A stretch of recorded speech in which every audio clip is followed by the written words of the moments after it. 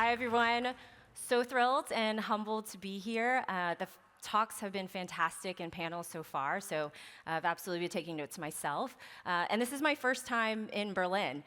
As a New Yorker, I really appreciate a good transit system, and the U-Bahn definitely exceeds expectations. But I learned that jaywalking is probably not a good idea, so follow the traffic signals, essentially, is what I'm learning. But on to the topic at hand, artificially sincere team communication in the age of AI. Shall we dive in? All right.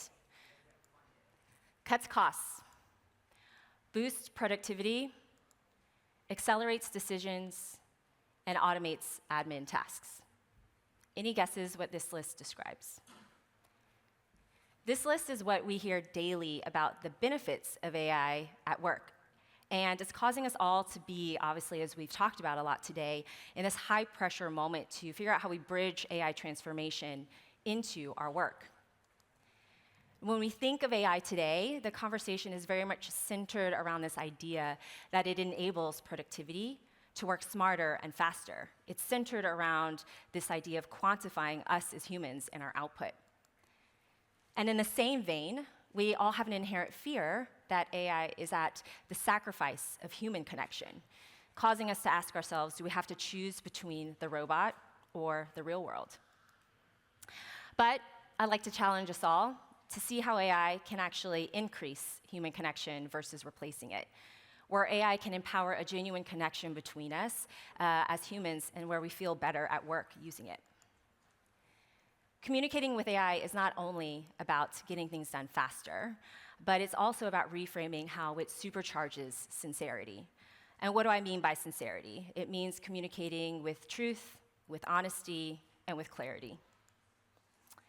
Sincerity is at the heart of good communication, and the impact of it is invaluable. It builds emotional connection, it builds trust and credibility, and it fosters a sense of psychological safety when it's sincere. And when you have that psych safety in the room, it really actually fuels ideas and innovation in ways that lead to outcomes you probably couldn't have anticipated before. So, hi, my name's Christina Nguyen White, and today I'm going to share learnings with you on how to redefine communication with AI, as someone who's been deeply embedded in this space for some time. But you first may be asking why I care about this topic. And I'm extremely passionate about communication for a few reasons. Starting off personally, I was born into an immigrant family where English was a second language. Often my family was misunderstood, all with the best intent, because we just didn't have the right words or the idioms to communicate with clarity. And the exhaustion that we all felt to translate the words to feel culturally included was a daily challenge. Professionally, spending the early half of my career in agencies showed me the impact of good storytelling. And stories sold accounts. How, as a designer, my success was measured if my clients bought into my ideas. And so I really had to learn the art of persuasion, both through my words as well as my visuals to sell. And when I started the tech era of my career at Google on Sheets and collaboration on docs and slides, the work culture was centered around face-to-face influence. And when 2020 hit, the quick pivot to video conferencing was a mental shock I really didn't expect. Suddenly, I went with being somewhat comfortable in the room to extremely shy on camera, almost paralyzing. After slowly gaining my own camera confidence, it really powered my curiosity for remote collaboration, which brought me to Loom, where I lead the design team today. And our culture is about canceling meetings, not creating them. Because the power of sending an asynchronous video message is a far greater way to communicate, especially during a time where the proliferation of meetings, Slacks, and artifacts grew with remote work. And while yes, Loom is a game changer of how we work, I was personally challenged with how to adjust as a leader to communicate sincerely through an asynchronous way to communicate when I'm so used to that live interaction of that back and forth with my teams and with my stakeholders. When Loom was then acquired by Atlassian at the end of 2023, it brought us into an exciting journey of positioning video to power workflows across teams. And the challenge for me personally was now I had to communicate at scale across a 13,000 person company that was remote first. And so how do I get such a large organization to understand the intent behind my ideas, the direction of our team, the strategy, the designs, without a gazillion reviews? And so that new muscle is really teaching me how to reach stakeholders in ways that would have taken weeks of documentation or weeks of meetings to actually get done.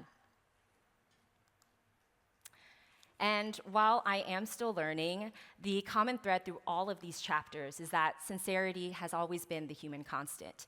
Whether it's forming a community in a new country, persuading clients, getting comfortable on camera, my desire is always to connect sincerely as a designer and as a leader, and that comes down to just simply being seen and understood. So the ways that we have, although tried to achieve that sincerity, have changed dramatically over time in the workplace. So my plan for today is to walk through a few evolutions for you.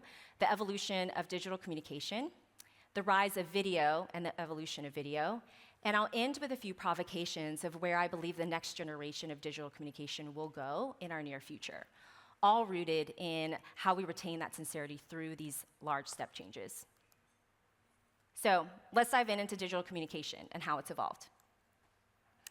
When we first moved from analog to digital text, email and chat were introduced. We gained speed and convenience across time and space, but it often flattened meaning. What we typed didn't always capture the nuance of what we truly felt. And then when social media and online forums were introduced, it gave us a connection at scale, forming new communities, but it led to replacing authenticity with curation and overperformance, and leading to a comparison culture. Voice and video calls, like Skype, gave us a return to face-to-face sincerity in ways that probably were the closest thing across distance that we had seen, but what we had lost was a shared environment for that subtle body language. And when we moved to cloud-based video with Zoom, especially after the pandemic, remote work forced video to become that center of our daily work life. And while video became more and more routine, we were also challenged with information overload, a fragmented attention, and over-formality. Then came asynchronous video and micro-content, TikTok, Reels, Loom, Vidyard, where communication means broadcasting in short spurts. So we gained a nice, raw, and spontaneous kind of culture that was a sincere expression of ourselves. But at the time, hybrid and remote models still persist, and an also market need to do more with less. So in that efficiency, we lost the depth and the privacy that we had before. But what we started to see at this time was a really interesting behavior where we saw more glimpses of sincere communication without the scheduling conflicts. And personal tone and emotion could come through asynchronously on your own time. And now, clearly, we're in a time of experimentation with AI, with enhanced video and virtual collaboration, the increase of AI-generated avatars, automated translation and captions, immersive VR and AR meeting spaces. We're connecting at scale. So what's the downfall? There's a hypothesis that AI reduces the authenticity, but what I believe, it will only do that if we are over-reliant on it. And we're still learning both the technology and the use for it. Yet across all of these chapters and evolutions, we're still yearning for that sincere connection across distance and technology. With the age of distributed companies and also how AI is automating the mundane for us, what's great is that we are now able to work faster. But we're seeing an increase in digital noise and a decrease in human signal, and we have less cues that help us to really understand each other as humans.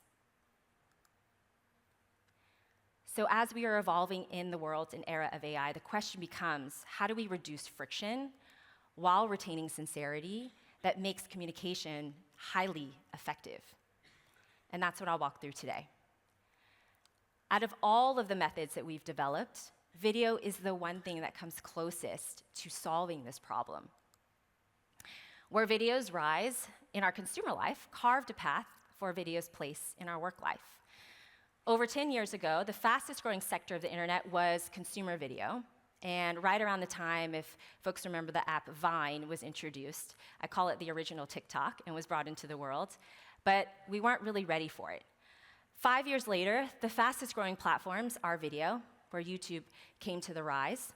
And then only just 3 years later, TikTok surpassed Google as the most trafficked site in the world, where Google had held that spot for almost 10 years. So why does video work? If you show someone the word circle versus showing the picture circle, the recall is more than 6 times. As designers, this is obviously very, very clear to us.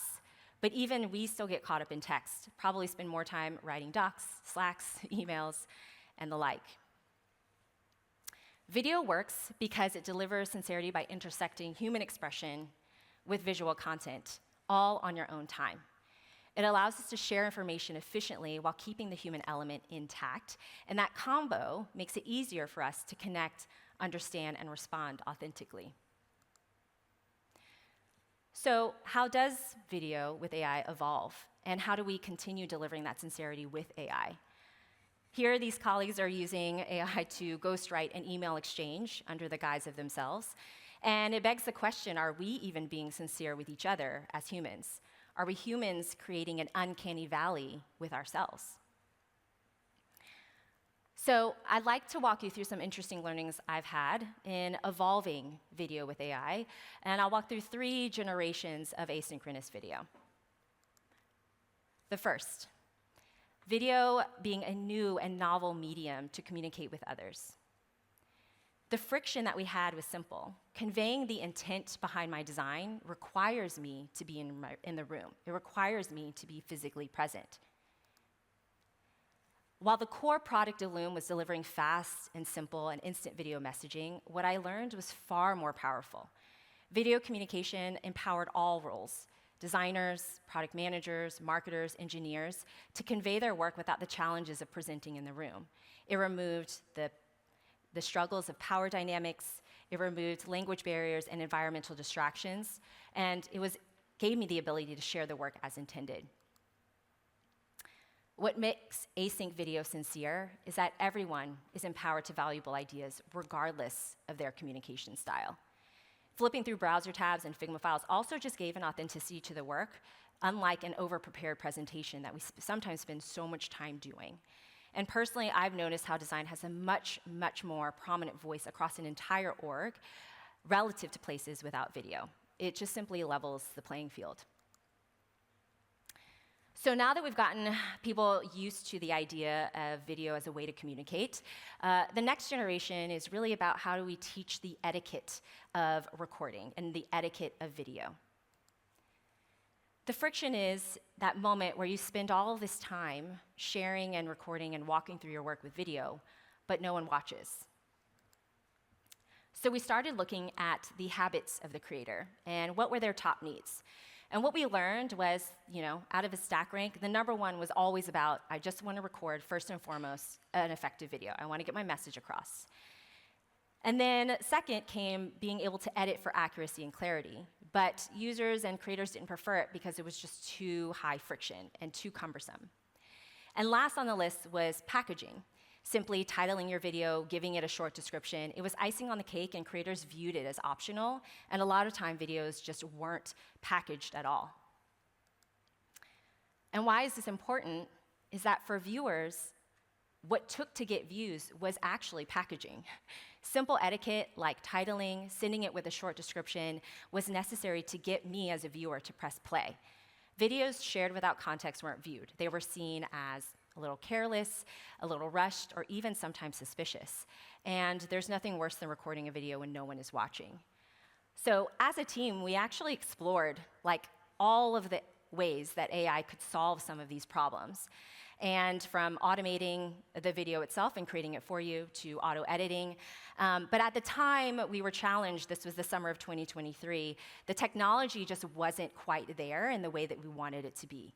So our AI journey started with what was the quickest way to deliver, leveraging NLP to teach basic etiquette. Once the video finishes recording, the auto title gives the video context. And for longer videos, where typically viewers are deterred from watching, auto summaries and auto chapters lure them in. What makes AI with video sincere is that etiquette builds trust. Automation ensures every video starts with it, akin to a digital handshake or eye contact that you will make in any conversation. And it doesn't have to be impersonal. That small act of clarity makes the video feel just more personally relevant by signaling that the creator had intentionality to not waste your time, to send you something that mattered, to send you something that was valuable to you. So from here, we got an itch, and we learned that users were actually craving less of the direct solve my problem, but more around what good video etiquette looked like. And we, as a team, absolutely knew what that was. So from these successes, we were hungry to deliver more, which takes us into our third generation: create like a pro without being one. The user friction here is that the effort to record a concise video takes way too long. If we look at the top issues when recording a video, we heard time and again that creators found themselves creating very long videos because they were just rambling, lost their train of thought, simply were just nervous on camera, even though they were recording themselves without anyone in the room. So by leaning on the video transcript, an LLM, we learned that simple ways to help our creators be better communicators was giving them that safe space to ramble and not be the perfect speaker at one take. Not only do we cut out your ums and ahs and those silences to make your video shorter, but it's also more compelling for that viewer to watch. So by taking care of the trimming and the editing, it removes that pressure to perform on camera so I can focus on my clear and sincere message and be more relatable with my audience. And so no longer is there that pressure to be perfectly concise and I can ramble all I want. So seeing how AI with video has evolved over these generations, we learned a few lessons. And I'll try to summarize it as best as possible. There are many more behind this. But if you look at our features and what we were able to do with video before AI, what you're seeing is our roadmap was centered on putting the work on the user. Here's how to trim and edit your video. Here's how to stitch a few clips together. But we realized that users weren't engaging with these features because they didn't know why these mattered. They didn't know why creating a concise video was going to be more effective. The friction was still too high. And so if you look at after AI, we positioned AI as a way to automate the etiquette so the creator can just simply focus on creating. From packaging to being more concise to now even modifying the content of my presentation with backgrounds and stylized captions.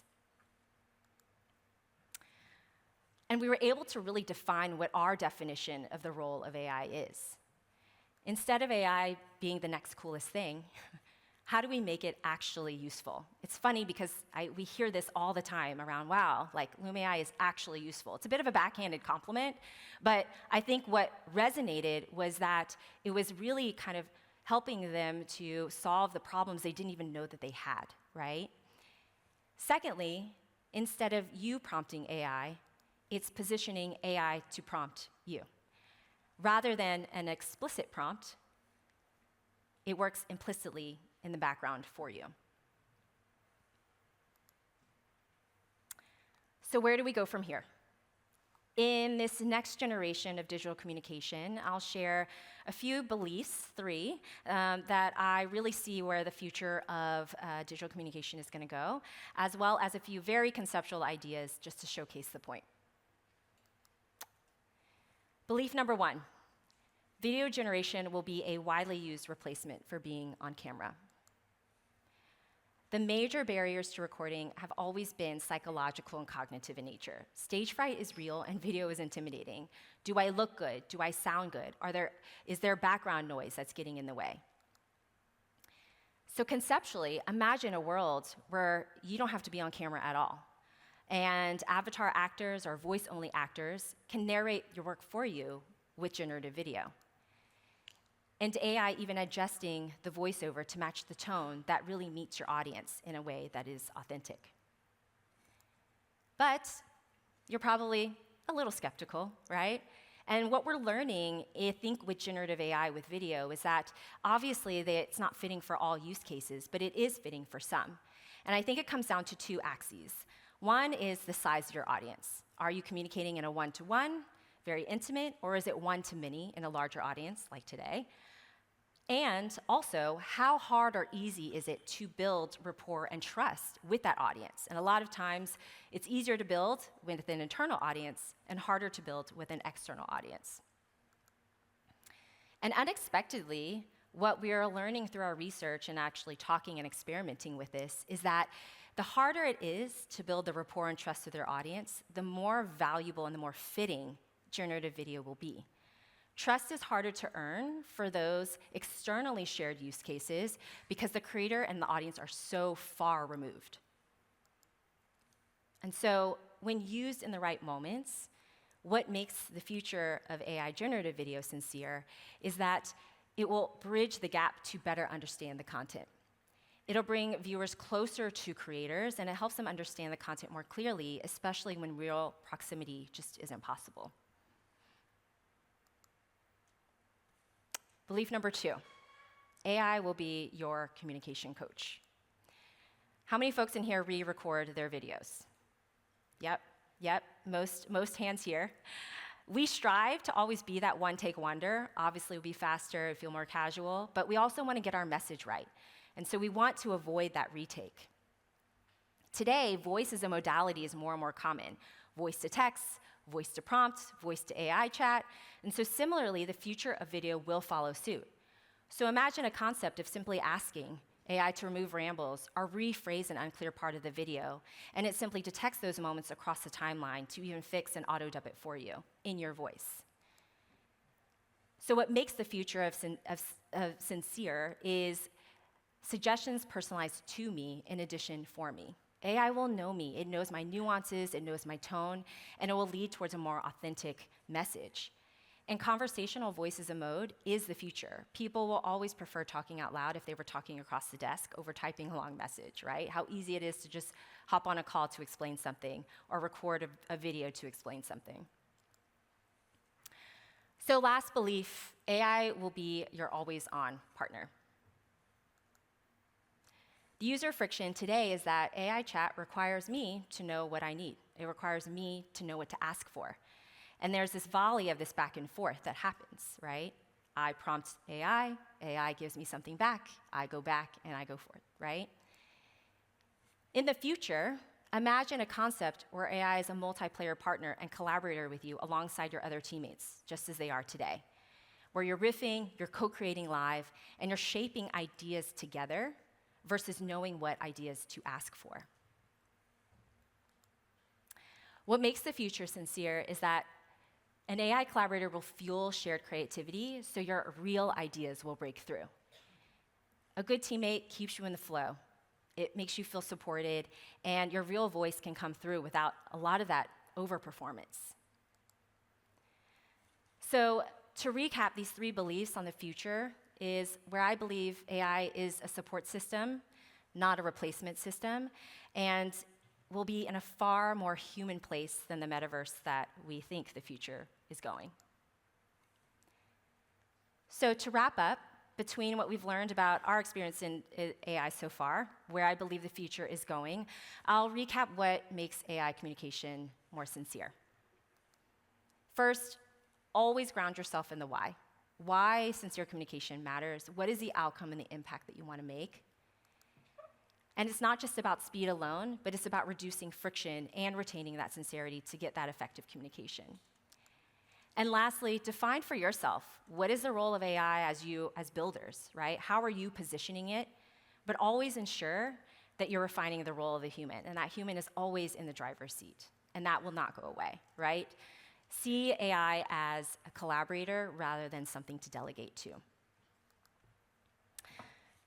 I'll end with this slide here around showcasing how today this is how much time and money is lost per year per knowledge worker from poor communication. So not only will this impact, obviously, your business's bottom line, but it also will impact how your teams make impact on what they can deliver. And I'll end with a call to action today, which is simply, how will you build sincerity yourself and your teams with AI? Special thank you to all of the amazing group of humans behind the scenes who contributed to this talk today, a really, really awesome group of folks. And also thank you guys for coming here, both in person and virtually, and to hear this talk. So, danke.